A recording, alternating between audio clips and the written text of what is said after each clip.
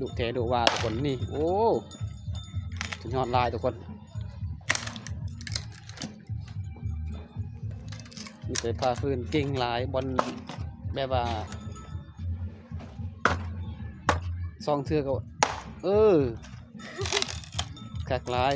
ป้าสุดยอดทุกคนจะมีคำสิว่าสาวเขตบ้านนี่ดูแท้ดูว่าเนาะพาฟื้นก็เก่งเบิ่งนี่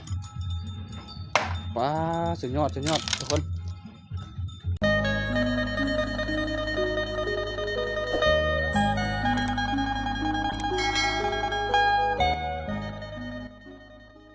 คนน้องๆสาวเนี่ยงกำลังเสียดอย่างเนาะ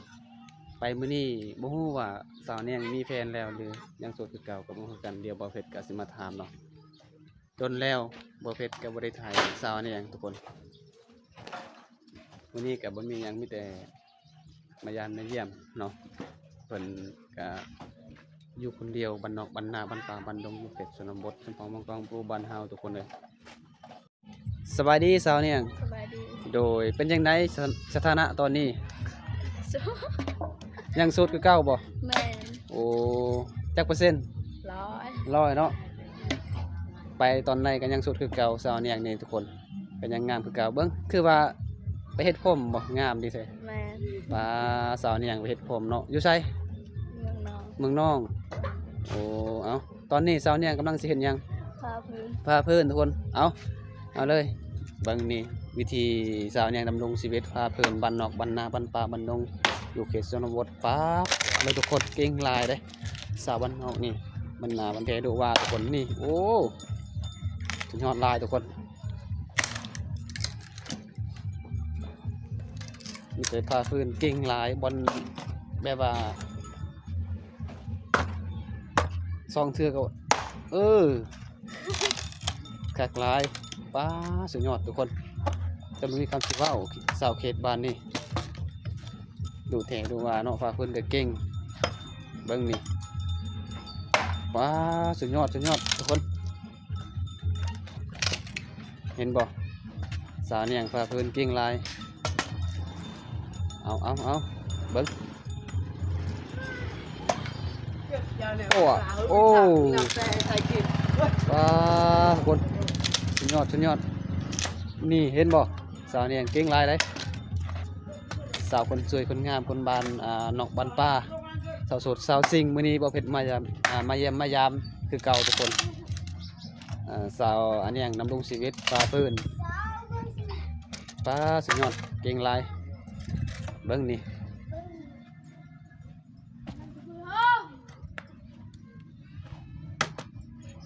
โอ้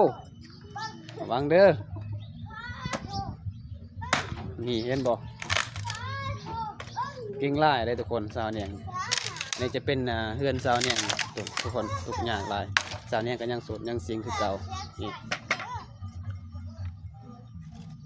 เอาขึ้นบนนี้แบบนี้แหละอยู่บ้านนอกบ้านนาทุกคนเลยดำรงชีวิตฝ่าฝืนแล้วฝ่าฝืนนี่สาวเนี่ยสิเฮ็ดหยัง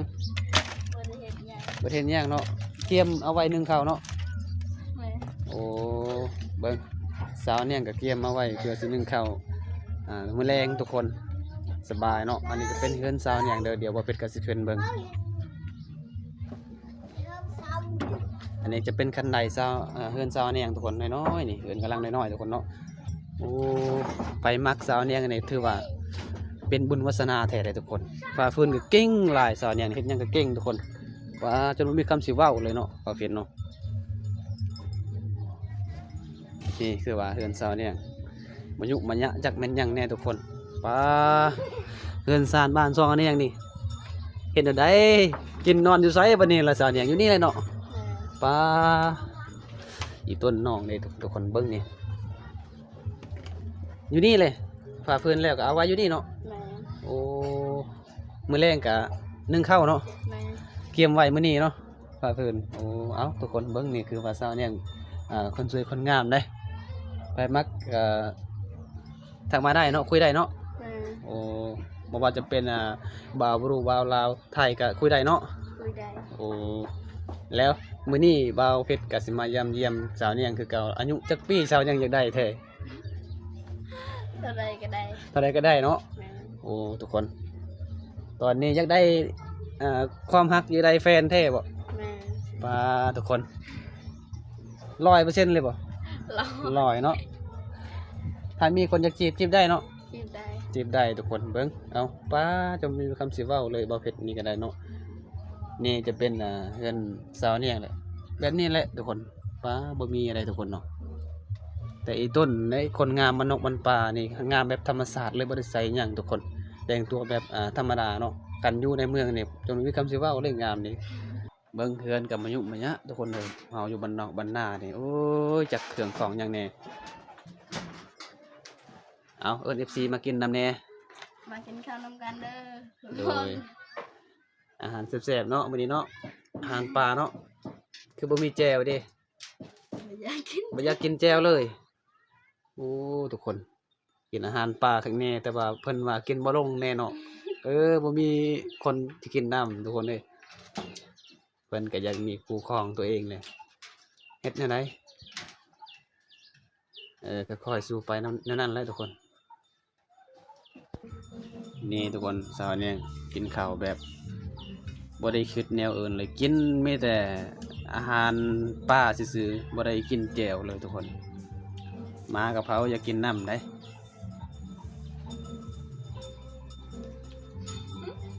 แซ่บหลายเนาะ เสิร์ฟ สุดยอดชาวบ้านนี่ทั้งงามทั้งดีทั้งเก่งทุกคนดูมันขยันเพียรหลายบ่เป็ดกันจนบ่มีคำสิเว้าได้บ่แม่นว่าได้ถ้าไผมักน้องนี่ถือว่าเป็นบุญวาสนาอีหลีทุกคน เพิ่นก็เป็นคนดีอยากได้ครอบครัวตัวเองแล้ว แล้วอายุน้องประมาณจักปีแล้วตอนนี้ 14 ปีเนาะโอ้เพิ่นก็ยัง14 ปีทุกคน แต่ถ้ามีไผมักก็มักเลยเนาะ แม่ โอ้บ่าวฟังลาวฟังไทยเนาะก็คุยได้เนาะ คุยได้ สุดยอดหลายแบบนี้แหละทุกคนเอาตอนนี้อิ่มแล้วทุกคนเลย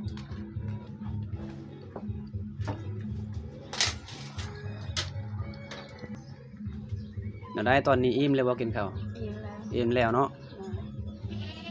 ซื้อเฟซน้องจังได๋ขอเฟซได้บ่ ได้ เบิ่งถ่ายให้เบิ่งแหน่เบิ่งเด้อโอ้สุดยอด เอาขอบใจหลายๆโอ้สาวอันนี้ก็คนดีหลายทุกคนเฟซก็ให้อิหยังก็ให้ทุกคนเป็นคนโสดคนซิงอยู่บ้านนอกบ้านนาบ้านป่าบ้านดงไปมากก็ทักมาเด้อเฟซก็เบาเฟซให้พอให้แล้วเอามื้อแรงน้องสิพาเนาะสิพาอ้าย แม่ โอ้ทุกคนมื้อแรงนี่คือว่าสาวเนี่ยเป็นคนที่พาเบาเพชรไปอ้อยป่าอยู่ไสอยู่นำสิละน้องเนาะ แม่ โอ้มีปลาหลายบ่น้อง ตาละ ปลาเวลาน้องไปอ้อยป่านี่ได้หลายอีหลีบ่ ได้ละ ได้หลายเนาะ แม่ โอ้เดี๋ยวมื้อแรงอ้ายก็สิไปนำเนาะสุดยอดหลายทุกคน เป็นจังได๋กับมื้อแรงเฮาก็ไปเบิ่งนํกันแต่มื้อนี้บรรยากาศตอนเช้าบ่าวเพชรมาเยี่ยมมายามสาวโสดสาวซิงแบบว่าสาวลาวบ้านเฮาฟ้าฟื้นเนาะคือมื้อแรกตอนบ่าวเพชรพายเมื่อกี้ทุกคนตอนนี้ก็กินข้าวกินน้ำแล้วเพิ่นก็ใจดีแน่เป็นคนดีทุกคนคนงามได้อยู่บ้านนาบ้านป่าบ้านดงทุกคนมีแต่แบบนี้แหละแต่ละมื้อสาวยังเห็นหยัง บ่ได้เฮ็ดหยังบ่ได้เฮ็ดหยังเนาะบ่มีเวียกเฮ็ดเนาะทางให้แล้วบ่ แล้ว แล้วเนาะโอ้ทางไวแต่เนาะสาวเนียงนี่เก่งหลายเอาตอนนี้สาวเนียงว่าก็มีหยังทุกคน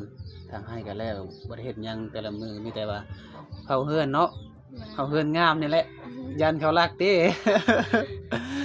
หยอกเด้อหยอกน้องทุกคนนี่จักแม่นหยังแหน่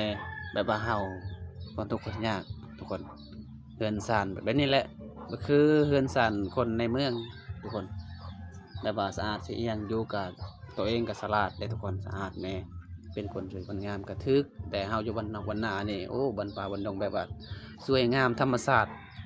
โอ้ลำหนึ่งได้ทุกคนเลยทั้งใจดีพร้อมเฮ็ดหยังก็เก่งได้ทุกคนบ่คือคนในเมืองเนาะโอ้สาวเนียงเนี่ย น้องเคยล้มผู้บ่าวบ่ บ่เคย บ่เคยเนาะโอ้คันว่ามีผู้บ่าวนี่ก็ถือว่าสาวเนี่ยมีผู้บ่าวนี่ครั้งแรกเลยเนาะ แม่ โอ้ทุกคนสาวงามบ้านนอกบ้านนานี่ยังบ่ยังโสดยังซิงอีหลีทุกคนยังบ่เคยล้มผู้บ่าวจักเทื่อแต่ว่าบ่เคยอยู่แต่ว่าคันมีผู้บ่าวอยู่ฝั่งลาวฝั่งไทยสิมาคุยได้บ่หรือว่าสิมาเฮือนเจ้าเลยได้เนาะ เคยได้ มาก็มาได้เนาะ มาได้ โอ้ถ้าว่าเขายังมานอนนี่นอนอยู่ไสดิ นอนอยู่ดีเลย นอนอยู่นี่เนาะโอ้โหมันหนาวปะ นั่งเลย หนาวเนาะ แม่ แต่ว่าในความจำเป็นเนาะเราบ่มีทุกคนนี่เห็นบ่คันว่า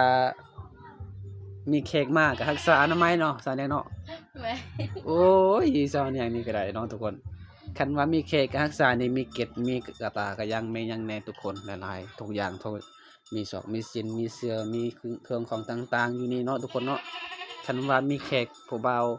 ฟังไทยฟังลาวมากก็รักษาอนามัยเลยสาวเนี่ยว่าทุกคนเด้ออันนี้คือว่าบ่นอนสาวเนี่ยนี่แบบนี้แหละ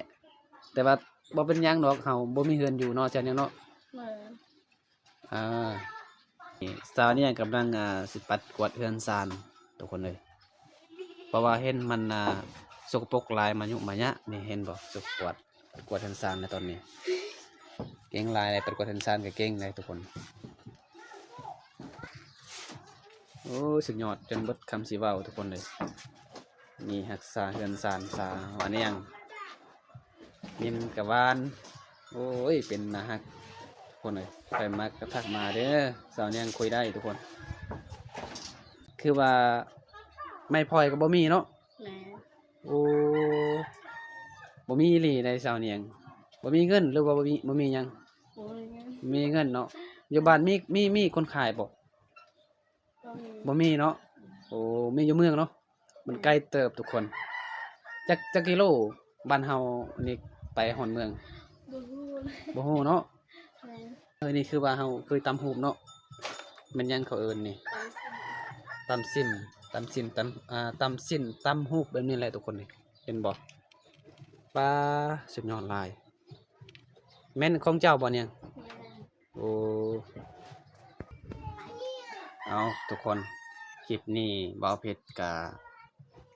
ขอขอบอกขอบใจสาวเนียงคนสวยคนงามบ้านนอกบ้านนาบ้านป่าบ้านดงทุกคนเลยคนใจดีคนทุกคนมั่นคนฟ้าฝืนเก่งเฮ็ดเวียกเก่งกินข้าวเก่งเนาะ แม่ ปัดกดทังสารเก่งเยี่ยมกะวานทุกคนเนาะเป็นจังใดกะประมาณนี้แหละใครเห็นคลิปนี้กะรับสมาฟังแน่ทุกคนไปต้นจนจบเนาะว่าเพชรกะบ่มีหยังหลายมีแต่ขอบใจเพิ่นเนาะทุกคนเนาะว่าเพชรกะสิให้เล็กน้อยเป็นน้ำใจว่าเพชรกะอีตนเพิ่นแน่ว่าเพชรกะบ่เพชรกะบ่มีเงินคือกันแต่อีตนเพิ่นเนาะทุกคนเนาะบ่เป็นหยังดอกสำนี้ให้เท่าที่มีทุกคนเนาะ ให้เท่าที่เฮาไหวแบบว่าเฮายังบ่ผ่านซ่องทุกคนแต่ว่าถ่ายแบบว่าเป็นกำลังใจให้น้องๆเนาะเป็นคนดีทุกคนเนาะประมาณนี้แหละเดี๋ยวว่าเพชรก็สิให้น้องสาวเนี่ยงซื้อสบู่หรือว่าซื้อยาสีฟันเนาะประมาณเงินลาวเฮานี่20,000กีบทุกคน20ล้านกีบยอกน้องเอา ขอบใจเด้อ โดย ขายอยู่ดีมีแห้ง โดย ขอให้ด้านซอก ขอให้ผ่านซองมีคนผู้ติดตามหลายๆเนาะ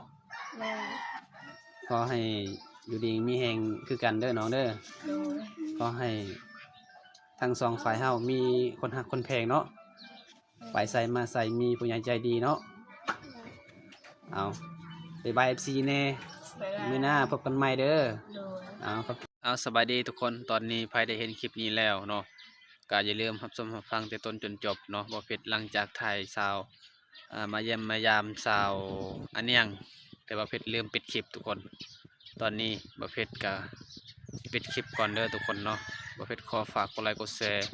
กดติดตามคลิปนี้ออกไปเนาะพบกันใหม่คลิปหน้าทุกคนบ๊ายบายฮักเพลงกันเด้อ